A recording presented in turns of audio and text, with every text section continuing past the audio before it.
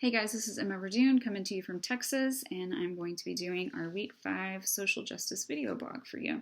I'm going to go backwards on these questions because the last one is the one I'm most passionate about, and I want to give it the most time. What is one action I'm willing to take towards social justice? I'm more than willing, and in many ways have already been taking action to bring justice to children and single mothers who are survivors of physical and sexual abuse by their fathers or husbands through the Texas civil and criminal court system. Some of the Goliaths that have been pretty consistent in my own experiences and with the experience of women that I've come to know along the way is one, Child Protective Services is full of wonderful people. However, the investigative policies are flawed and stand in the way of properly advocating for children and providing safety to the mother and these children after the abuse has taken place. Two, law enforcement is not consistently prepared and educated from county to county. SANE exams, which is the sexual assault nurse examinations, are crucial and necessary to gather evidence. However, they often leave the mother and the child feeling re-victimized, and not all examination sites offer any type of counseling after the exams. So you can, I believe, gather how hard that is for victims and mothers. Rape kits in the state of Texas, in the Texas crime labs, are backed up anywhere between 5 to 20 years.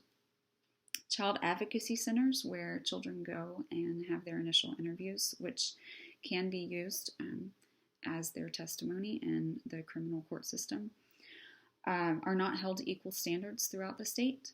Many of them are nonprofit organizations. And so from county to county, the variances in turn fails to give equal quality representation, intervention, and advocacy to children and their mothers. Because the wheels of justice are so slow in the criminal court system, because of all these things, oftentimes mothers are put in a position of handing their kiddos back over to the accused abuser, which puts their children at risk. It leaves them having to be in a situation where they are with the accused abuser in a private setting. So they are faced with having to either do nothing or pursue help through the civil legal system. This is extremely expensive.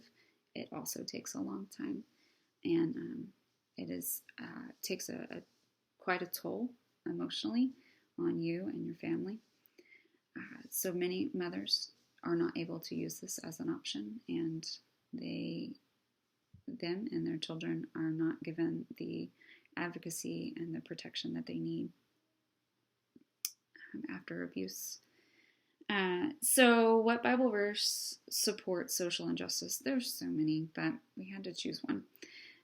So the one that really stood out to me is Psalm 61 verse 2, where David is crying out to the Lord and says, "Lead me to the rock that is higher than I." This is a wonderful example of the self-transcendence that we learned about in the article. And also it's a mirror of what I think Christ showed us when he died on the cross for us, and is the most powerful example of self-transcendence. How do I participate in self-care while being an advocate? I pray before my feet hit the floor in the morning. I take weekly ballet classes. I listen to a lot of classical music. I do personal counseling, family counseling, marital counseling, sibling counseling for me and my family.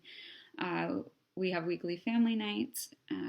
We have weekly church group, and also I do some journaling. And then that leaves us to the question is, what is my golden rule? In the past, it's been be respectful, be responsible, be honest, and be fun to be around. But now that I'm not going to be a teacher and I'm going to be a counselor, I'd like to refine that. And this is what I've come up with so far. I'd like to hear what you guys have to say. 1, zealously go and walk in united pursuit to counsel the cries of Christ's children. 2, become encouragers of change. 3, carry out the Great Commission. And 4, celebrate along the way, even if you need to cry. So I really enjoyed this assignment. I think we've awakened the beast in me on what I believe my purpose is going to be as a counselor. So I look forward to hearing what you guys have to say, and good luck to you all.